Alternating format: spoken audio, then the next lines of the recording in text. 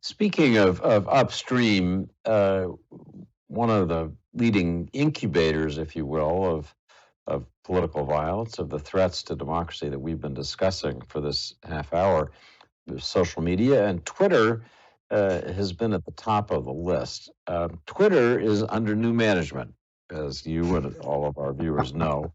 And the new head of Twitter, Elon Musk, has just gutted the teams that were responsible for monitoring election disinformation. What sort of risk does that pose? And do you think the new owner is acting wisely in this regard? Well, I think we actually don't have a really good understanding of where the staff cuts hit within Twitter. My understanding of talking to folks inside Twitter is that the trust and safety teams actually retained about 85% of their staffing and headcount. There was some temporary suspension of access to moderation tools across the teams, except to the key leaders, which I think from an insider threat perspective, anytime you have a change of management and potential reduction in force is happening, you would want to manage the opportunities for disgruntled outgoing employees. So, but those, as I understand it, those tools are being provided access to.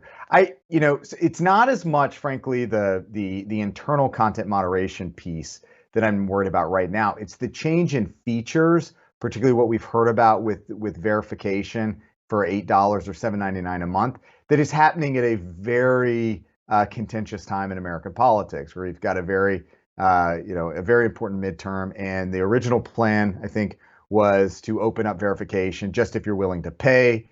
They would verify on payment details. Where historically the blue tick, the blue check mark, has been a marker of trust, right? It's that this person says who they say they are. They're a journalist.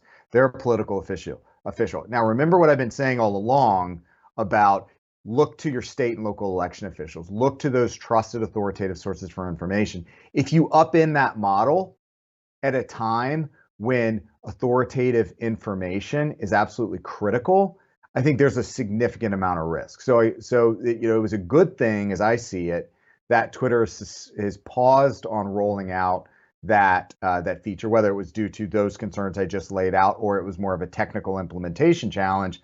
But we need to rethink, and they need to be very clear on what the verification status means.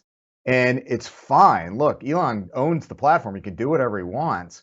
But if he is going to make a radical change in the business model and the operating model, you need to clearly communicate to the users, and so we can reset the expectation around what was historically a marker of trust. Now it's just a marker of payment.